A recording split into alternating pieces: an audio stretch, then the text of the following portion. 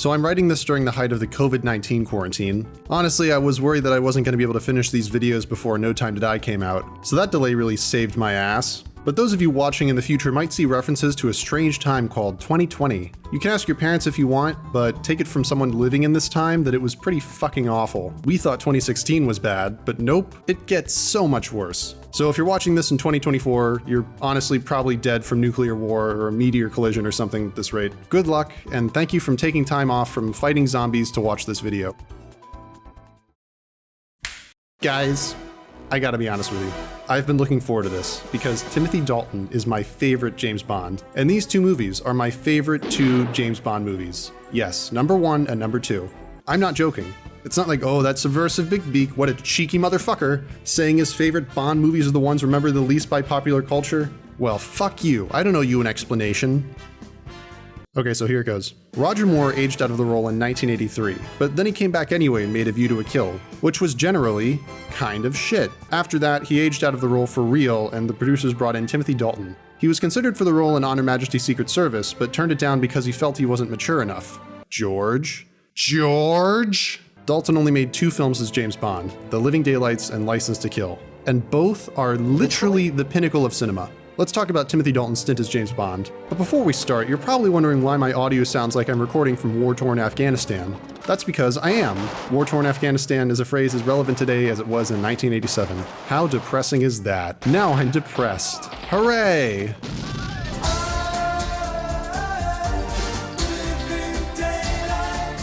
James Bond just feels different in this one. In any other Bond movie, you have him walking around in a suit in places where you should not be wearing a suit. Well, he thinks we're a bit overdressed, but he'll take us to Cairo.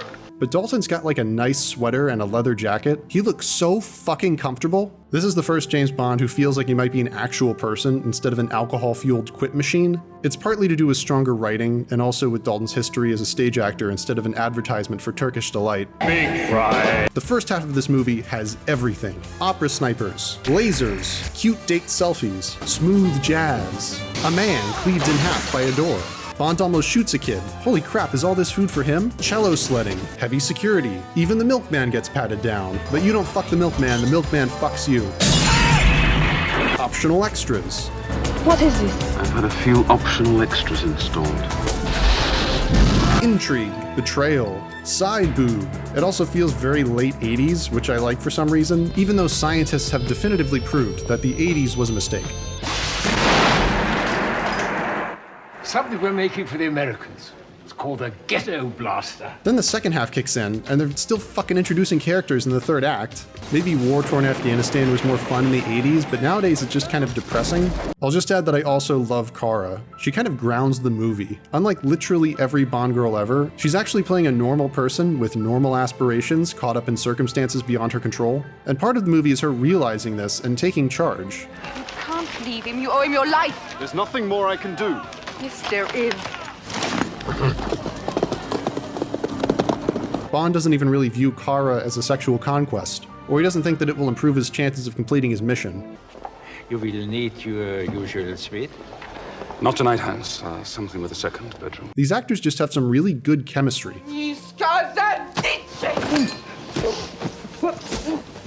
What's that supposed to mean? Back end of horse. You're calling me a horse's ass.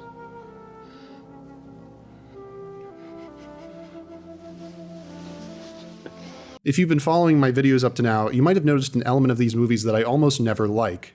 The romance. It seems to be a staple of every Bond movie that James Bond will get the girl and take her out to his sex boat.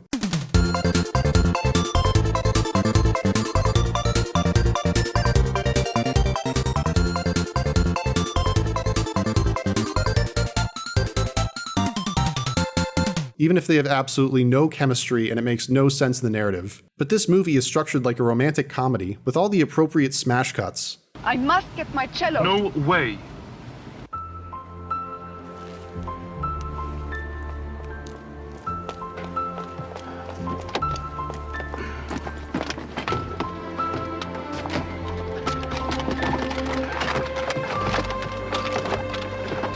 Come on, get up.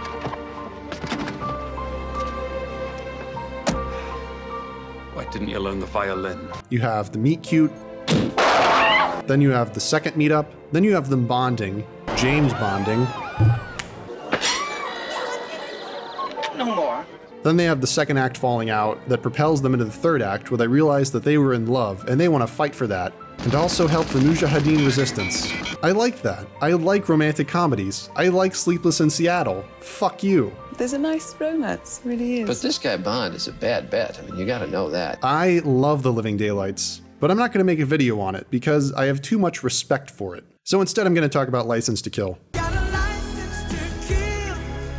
I kind of get why this movie wasn't that successful at the time. People are always like, oh, the new James Bond, he's so dark. He's so dark and gritty. Look at Daniel Craig brood. Meanwhile, you got Timothy Dalton, who finds his best friend dying from a fucking shark attack, and his wife has been murdered.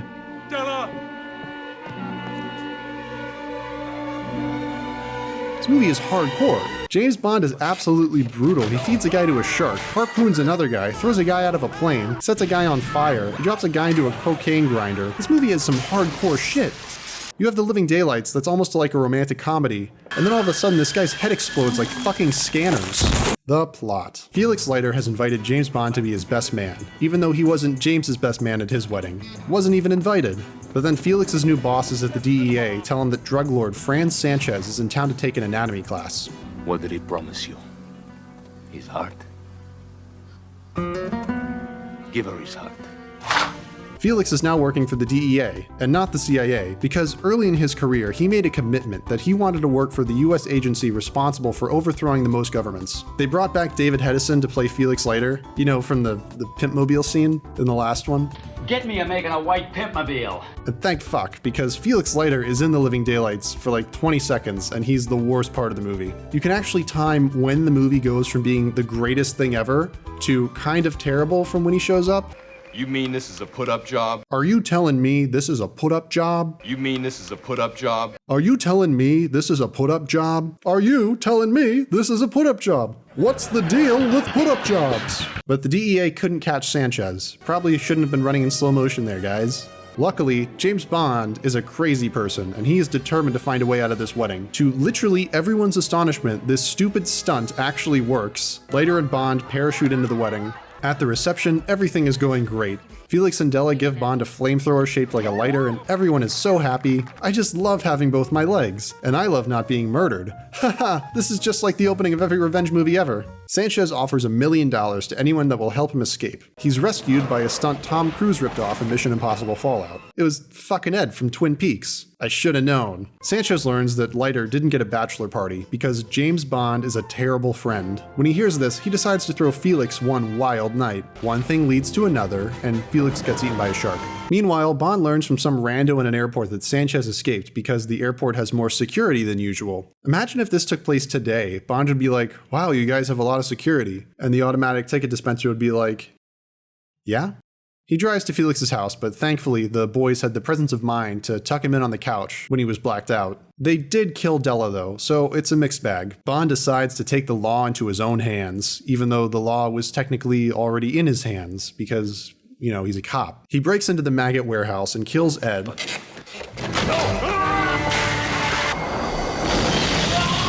So, in my mind, this is when the movie goes from being just your average run-of-the-mill revenge movie to Die Hard.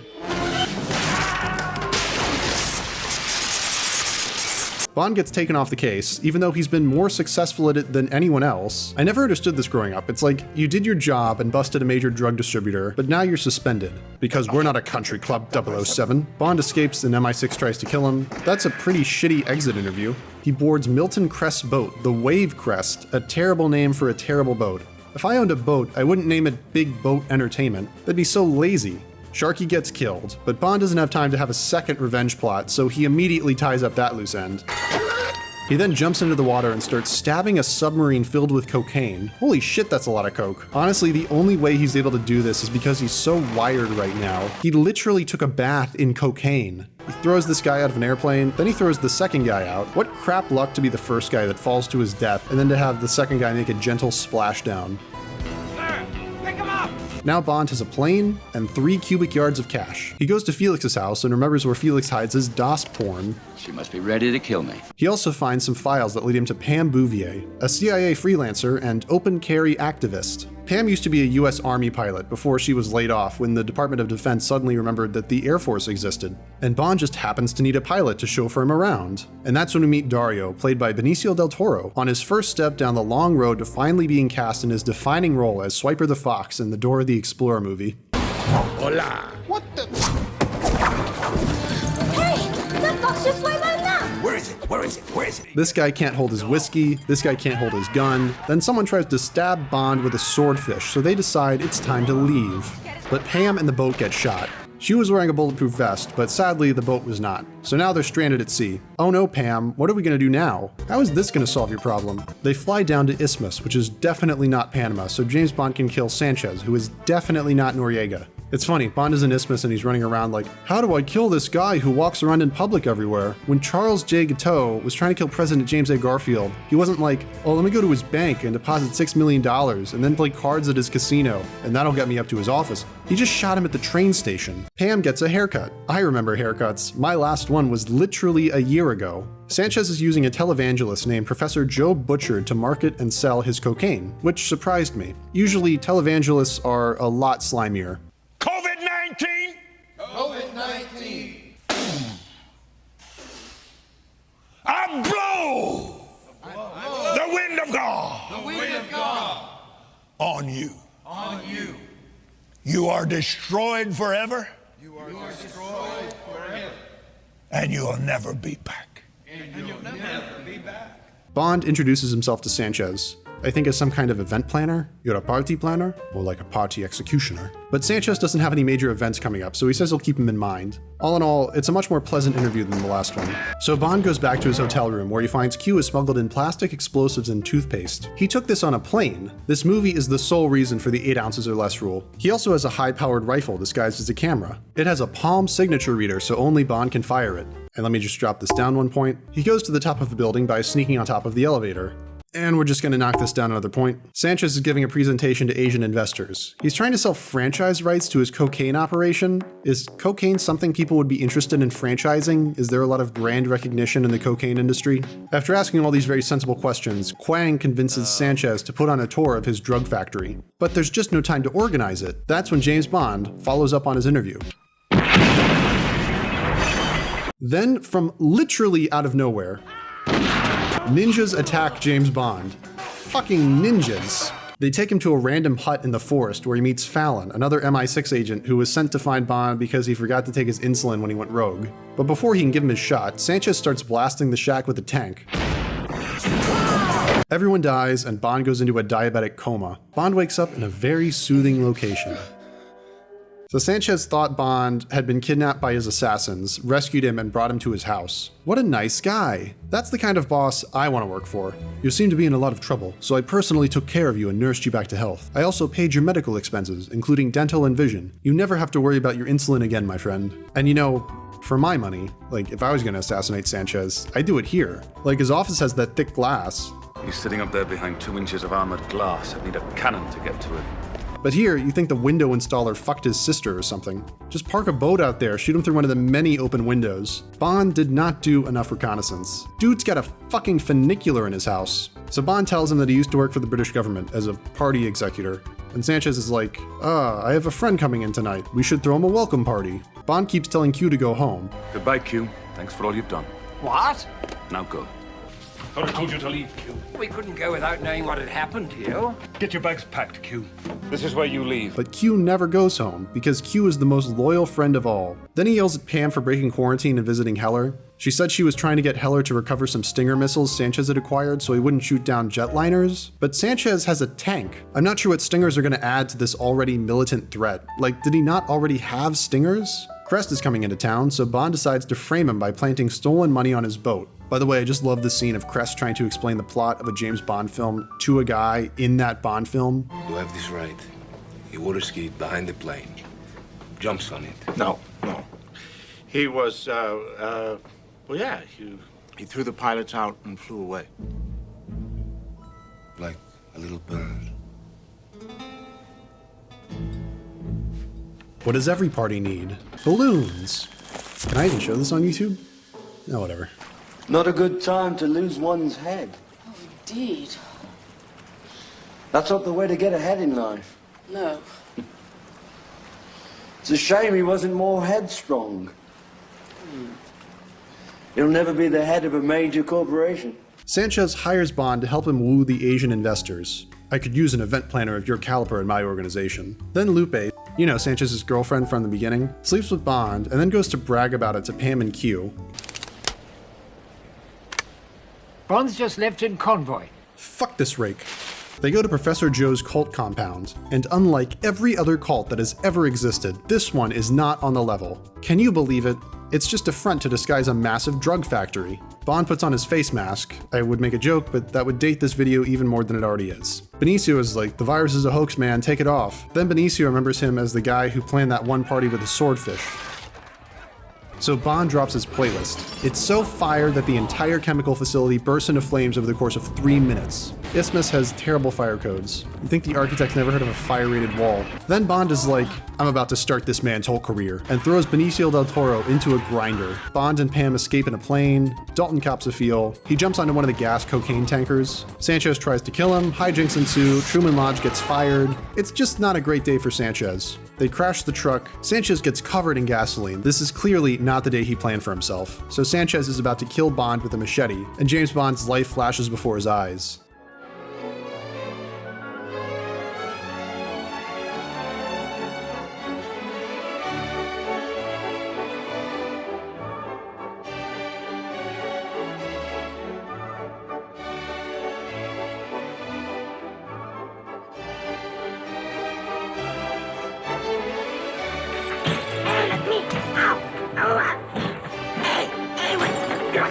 That's my little octopus.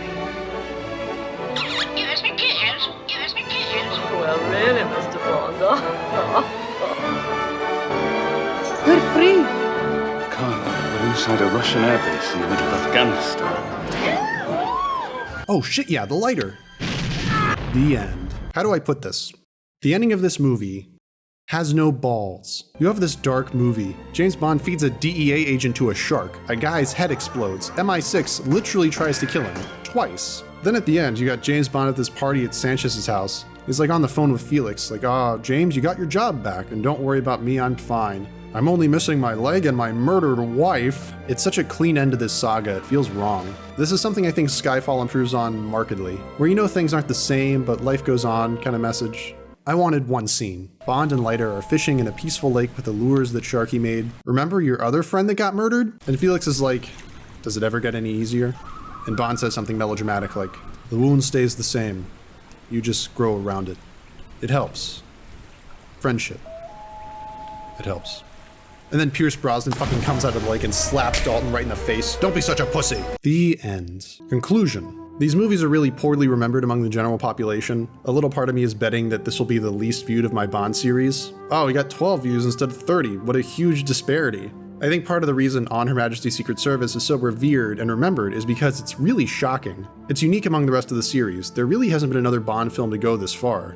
Maybe Skyfall? I would have loved to be in the theater when this movie first came out, just to know what the audience reaction was to seeing it for the first time. But what reaction are you supposed to have to these movies? They're really polished, and License to Kill has some really interesting points to make about revenge, but they don't push the envelope. They don't break free from the formula at the last second like On Her Majesty's Secret Service. They're also not as polished as something like GoldenEye, which is the James Bond formula polished to a mirror shine. But polish isn't something the James Bond fanbase needs a lot of, and The Living Daylights and License to Kill exist in this comfort zone that many fans find attractive, myself included. Pair this with Timothy Dalton's standout performance, and you have a recipe for a cult classic. Except this cult exists inside of another cult, so it's really cult squared. Like The Living Daylights, the romantic aspect of this film is really good. Dalton and Carey Lowell have some really good chemistry. I kinda like the scenes with Lupe too, but I'm a bit cold on her. She disappears into a lot of the movie. I think GoldenEye learned a lot from these two movies about giving Bond's co-star more to do, so they don't go into the timeout box like Kara did when Bond was shooting Gimli, Son of Gloin. But you have so many distinct characters in License to Kill. Milton Crest, Dario, Sharky, Q, Truman Lodge, Professor Joe, Big Ed, Quang. These colorful bit parts add so much flavor to what would otherwise be the Dalton Davi show. Beyond that, it expands the world of the film. Bless your heart. Between this and The Living Daylights, I'd say this is the better movie, whereas The Living Daylights has higher highs, it rises and falls with the second and third acts. But License to Kill is all rise. And I mean, I just like The Living Daylights more. I don't know what to fucking tell you. This is actually the least financially successful Bond film when adjusted for inflation. After this, everybody started suing everybody else, and no one was really sure if they would ever make another Bond film. They had written GoldenEye for Dalton, but it just kept falling through. Then his contract expired and he decided that he had enough of playing the world's most famous secret agent. I wish we had gotten more Bond movies with him in the role, but I really can't blame him for leaving. Apparently he's really shy in real life, and he found the media circus around the movies really uncomfortable. I think Tim sometimes had problems with the amount of exposure and the publicity. Timothy is a very shy person. One of the qualities that I might share with a secret agent who works for the British government would be their desire to keep their private life and their thoughts about it private. That's something I can relate to. I consider myself to be pretty shy too. I really hate meeting new people. I find it very stressful. At time of writing, my YouTube channel is sitting at under 300 subscribers, and that's by design. Every time one of y'all subscribes, I'm like, ah yes, another person to disappoint. So I really can't blame him for leaving the role that famously got Sean Connery followed into the bathroom. So to summarize, License to Kill good, Living Daylight's better, Timothy Dalton best. I think I have 4 days off in a 5-month shoot. Why are you smiling when you say that? Well, because it's exciting to be, I think the thing I get most pleasure from in my life is the work I do. So why not be happy about it? It makes me happy.